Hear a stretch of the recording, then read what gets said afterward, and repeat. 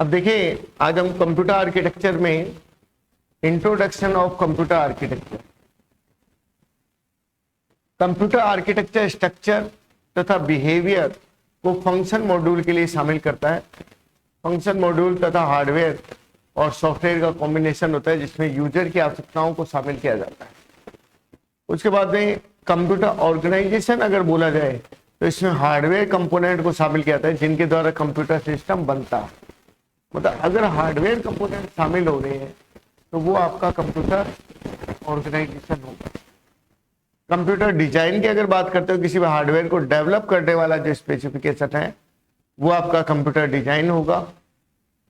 और इसी तरह से स्टोर्ड प्रोग्राम कंसेप्ट जिसे दिया गया था वॉन न्यूमन के द्वारा, इसका एक ब्लॉक डायग्राम भी है और इसमें प्रोग्राम डेटा को शामिल किया जाता है और ये पूरे इसे किसी भी स्टोर किया जा सकता है मशीन इंस्ट्रक्शन के लिए, बदलाव के लिए। मतलब वॉन न्यूमन एक ऐसा साइंटिस्ट था जिसने कंप्यूटर का ब्लॉक डायग्राम दिया था, कंप्यूटर का आर्किटेक्चर समझाया था। उसने बताया था कि सीपीयू, एएलयू, एमयू जो आपके लिए नॉर्मल बात है वो इसने पहले ही डिफाइन कर दी थी। इसका एक अलग सा मैंने एक वीडियो भी बना रखा है जिसे ब्लॉक डायग्राम को ढंग से समझा रखा है। अब देखिए, सीपीयू में विभिन्न प्रकार के ऑपरेशन एक साथ सीरियल ऑर्डर में हो सकते हैं। यदि हम दो नंबर को जोड़ते हैं तो जो नंबर जो है वो ऑजेंट कहलाते हैं और जिसे जोड़ा जाता है वो एडेंट कहलाता है। तो यही बात है कि वॉन न्यूमन ने एएलयू, सीयू, एमयू इस तरह की चीजें जो है वो शामिल की थी।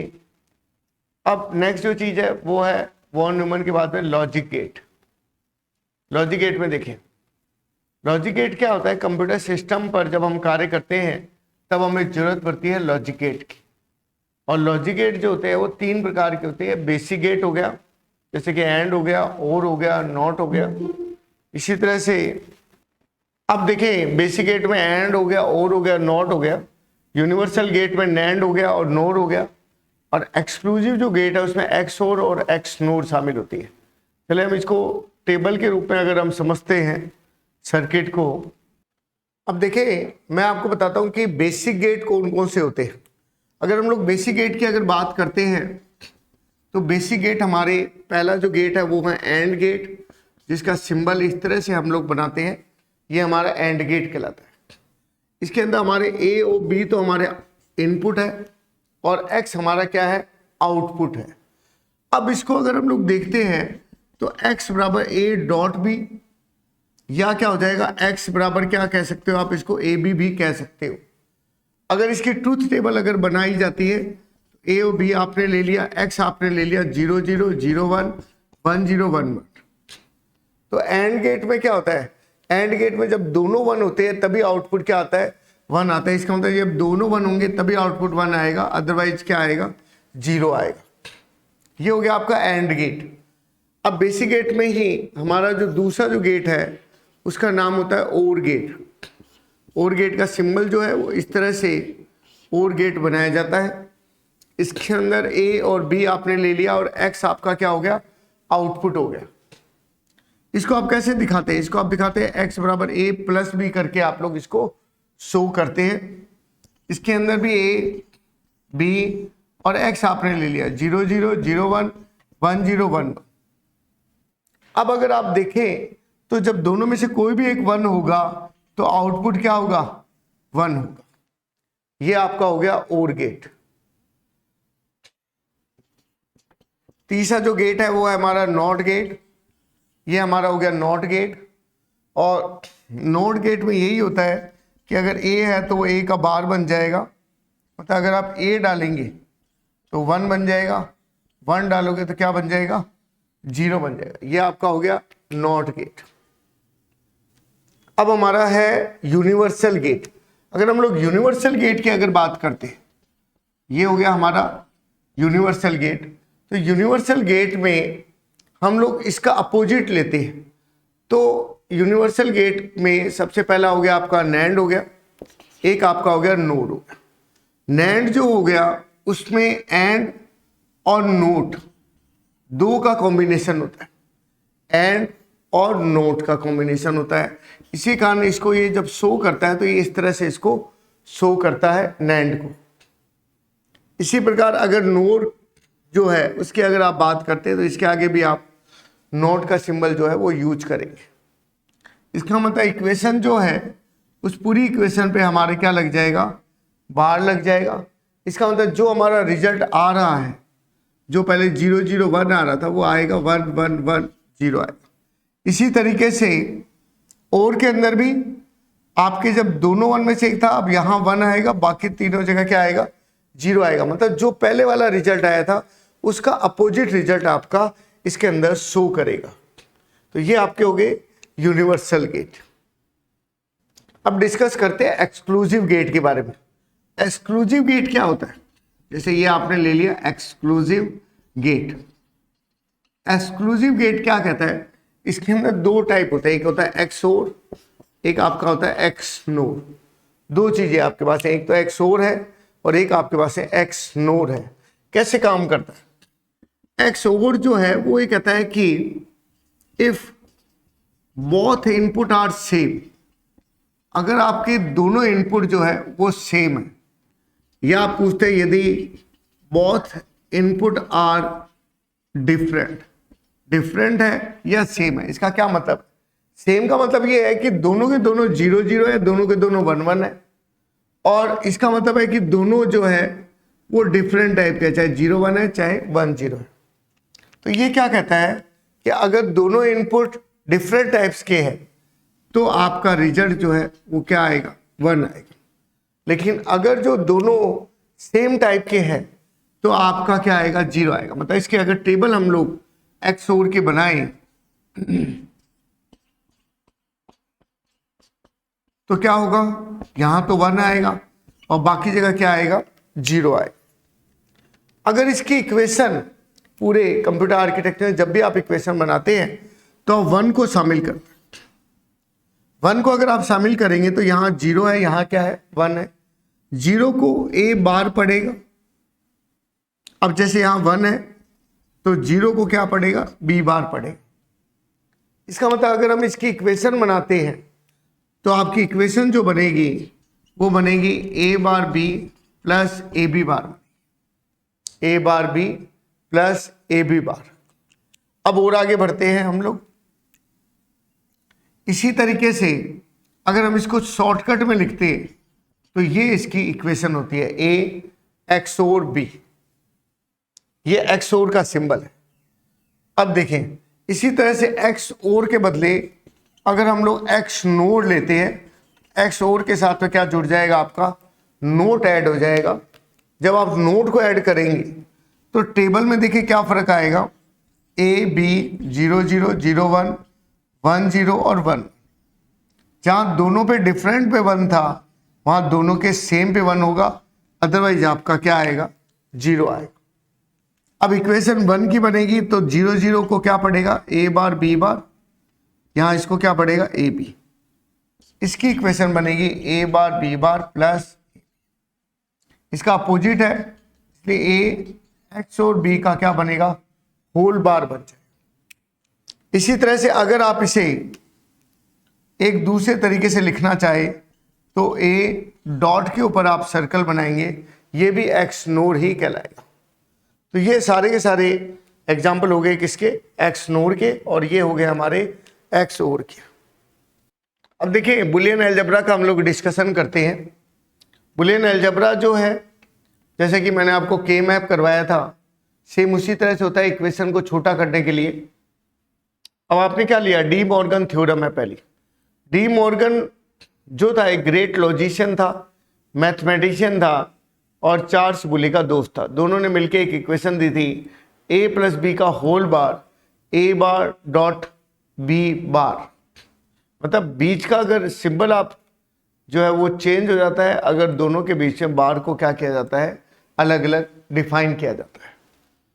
इसी तरह से अगर पहले डॉट था तो प्लस से बदल जाएगा अगर दोनों के बीच में जो बार जो है वो अगर बराबर बराबर बांटी जाए।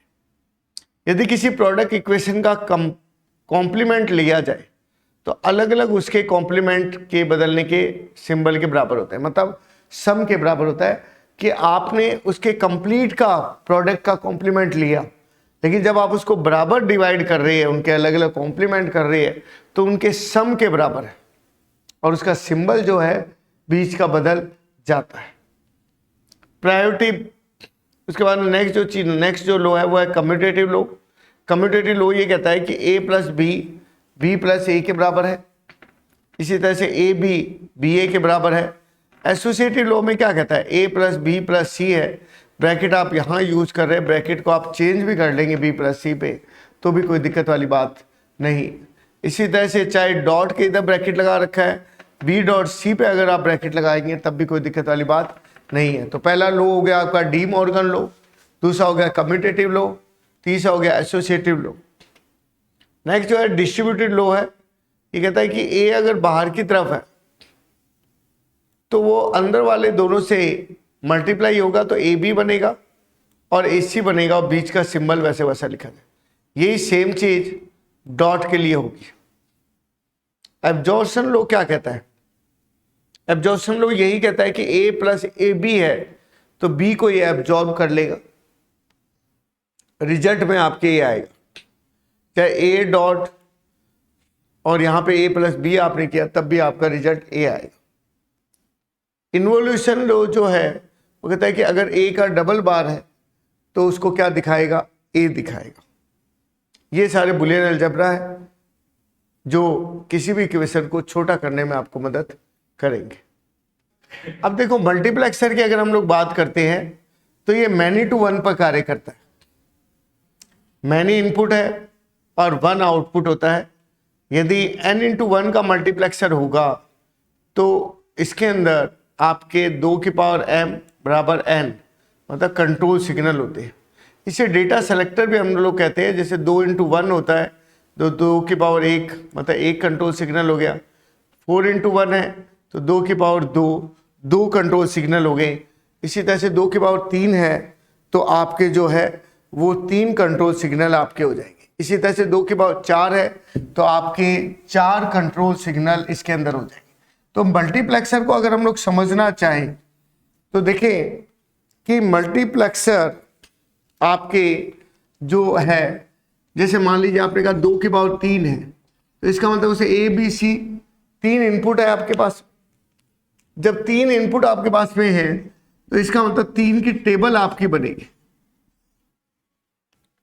इसी तरह से अगर मैं कहता हूं 2 की पावर 2 है मतलब 4 इंटू वन का मल्टीप्लेक्सर है, 4 इनपुट है और 1 आउटपुट है। इसके अंदर क्या खिलाएगा, इसके अंदर ये खिलाएगा 8 इंटू वन। ये 3 क्या है, ये 3 आपकी सिलेक्शन लाइन है। ये 3 आपकी सिलेक्शन लाइन कहलाती है। जैसे यहां पे ए और बी 2 आपकी सिलेक्शन लाइन कहलाएगी।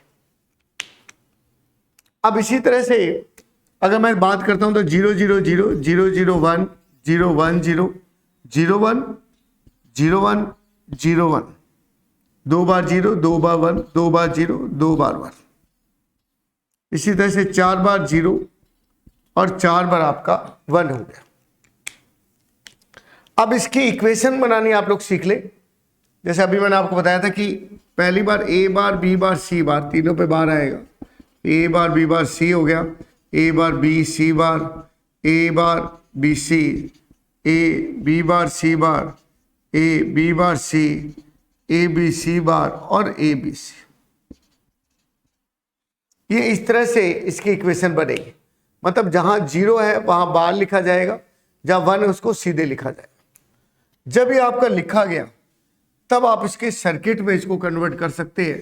जैसे ए का नोट, इस तरह से बी का नोट, इसी तरह से सी और सी का नोट, तीनों को आप बना लें ए बी सी।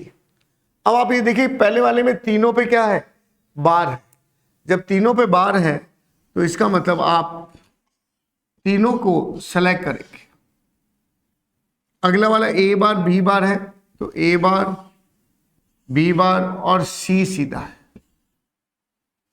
अगले वाला ए बार बी और सी बार है, ए बार बी और सी बार। जहां से कनेक्शन हो रहा है ये बार वाली लाइन, ये सी बार की लाइन है, ये बी बार की लाइन है, ये ए बार की लाइन, वहां से आप कनेक्शन देंगे इस तरह से। इस तरह से टोटल आपके ये 3, 4, 5, 6, 7, 8 आपके टोटल बन जाए। ये जो आपके बनेंगे यहां से आप उसको क्या दे देंगे, कनेक्शन दे देंगे। अब इनके अंदर इनपुट के रूप में क्या जाएगा, इनके अंदर इधर से आपका इनपुट होगा D0, इसके लिए होगा D1, इसके लिए आपका इनपुट हो जाएगा D2, D3, D4, D5, D6 और D7 सबके लिए। अब ये जितने भी आपके आउटपुट आएंगे उनको एक आउटपुट में हम लोग बदलेंगे। मतलब ये जितने भी आपके आउटपुट आ रहे हैं ये सारे के सारे आपके एक इनपुट में इस तरह से हम लोग कन्वर्ट करेंगे, तो ये सारे के सारे एक और गेट से जुड़ जाएंगे। ये हो गया आपका मल्टीप्लेक्सर। कौन सा, 8x1 का, और ये मैंने बताया था 4x1 का। इसमें आपको 2 ही वेरिएबल की जरूरत पड़ेगी।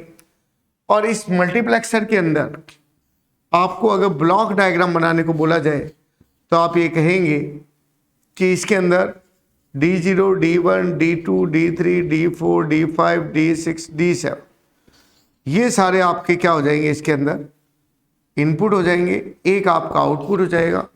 A, B और C ये तीनों के तीनों आपके कंट्रोल सिग्नल कहलाएंगे। ये आपके कहलाएंगे कंट्रोल सिग्नल। और मल्टीप्लेक्सर आपका होगा 8x1 का। इसका मतलब क्या हुआ, इसका मतलब यही हुआ कि 2 की पावर 1 पे एक कंट्रोल सिग्नल था। जैसे मैं आप 4 के लिए अपने बात कर रहे हैं तो 0 0 0 1 1 0 1 1 हो गया, चारों की इक्वेशन आ गई। और आपने इसका ब्लॉक डायग्राम बना लिया सीधा, D0, D1, D2, D3 और 2 आपने क्या दे दिए, कंट्रोल सिग्नल दे दिए। नेक्स्ट जो टॉपिक है वो है डिकोडर। अब देखिए नेक्स्ट जो है वो है डिकोडर। डिकोडर और मल्टीप्लेक्सर एक ही तरह से सर्किट बनता है इन दोनों का। बस फर्क ये हो जाता है कि डिकोडर के अंदर और मल्टीप्लेक्सर के अंदर, मल्टीप्लेक्सर में जितने भी आपके आउटपुट आते हैं वो सारे एक और गेट से मिलते हैं और वो एक आउटपुट देते हैं, जबकि डिकोडर के अंदर वो सारे आउटपुट की तरह ही कार्य करते हैं। वो मैं करके आपको बताऊंगा, फिर आपको बात समझ में आएगी। नेक्स्ट जो चीज़ है वो ये है कि ये कॉम्बिनेशनल सर्किट है और ये बाइनरी इंफॉर्मेशन को कौन से इंफॉर्मेशन बदलता है, डेसिमल। किसको, बाइनरी को किसे बदलेगा, डेसिमल। इसी तरह से इसके अंदर n इनपुट लाइन होती है और 2 की पावर n आउटपुट होती है।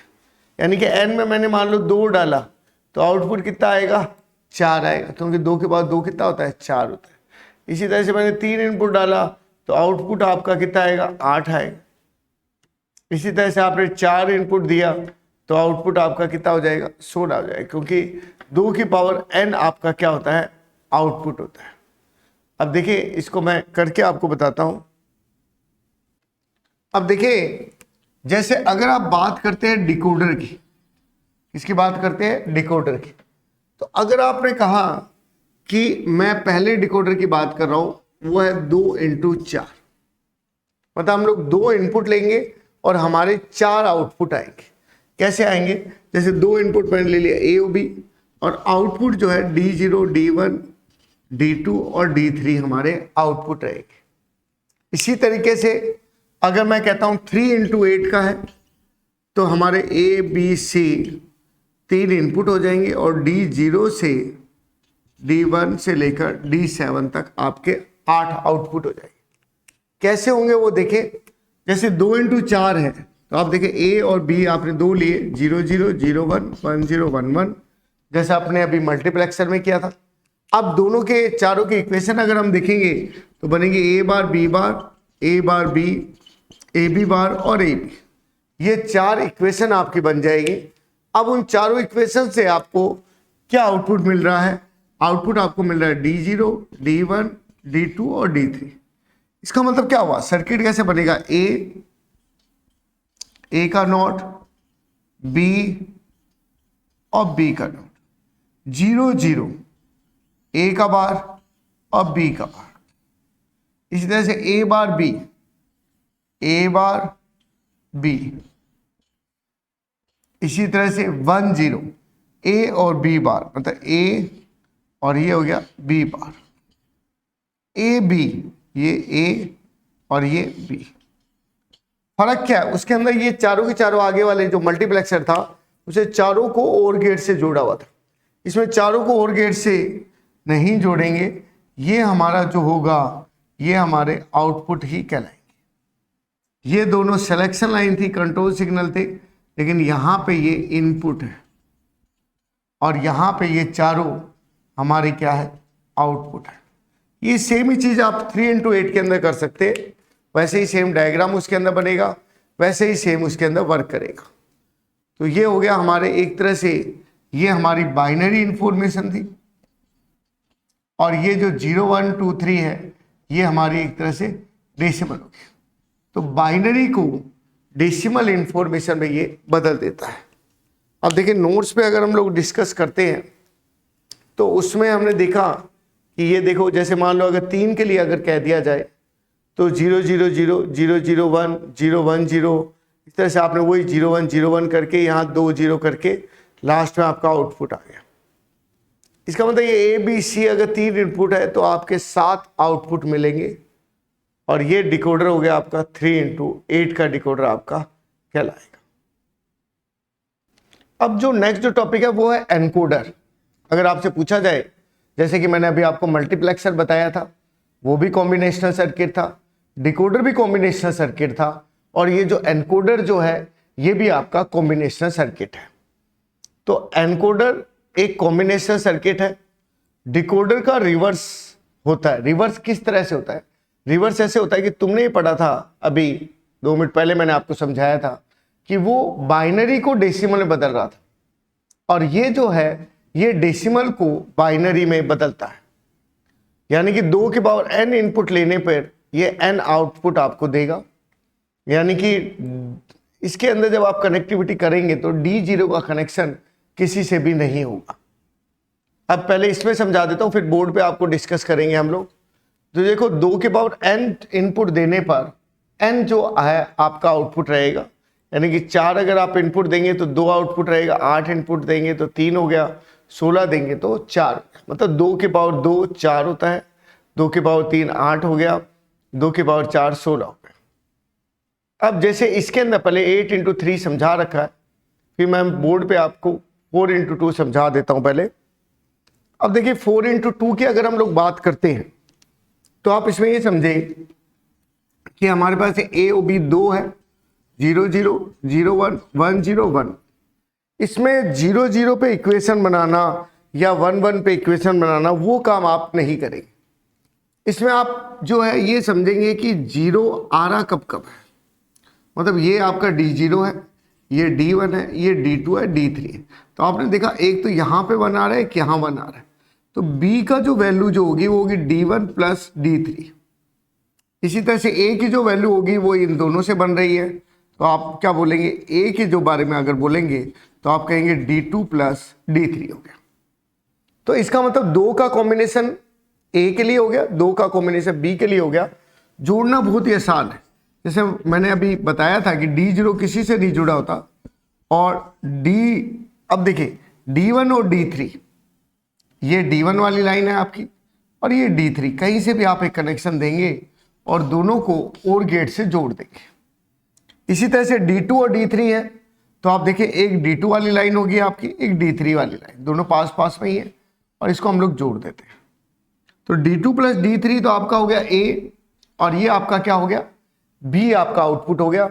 अगर इसका ब्लॉक डायग्राम आप बनाते तो आप बताएंगे कि भाई 4 इनपुट आप ले रहे थे, D0 D1 D2 और D3, और 2 आपको आउटपुट मिल रहे हैं, एक A मिल रहा है और एक B मिल रहा है, और ये आपका 4 इंटू 2 कहलाएगा।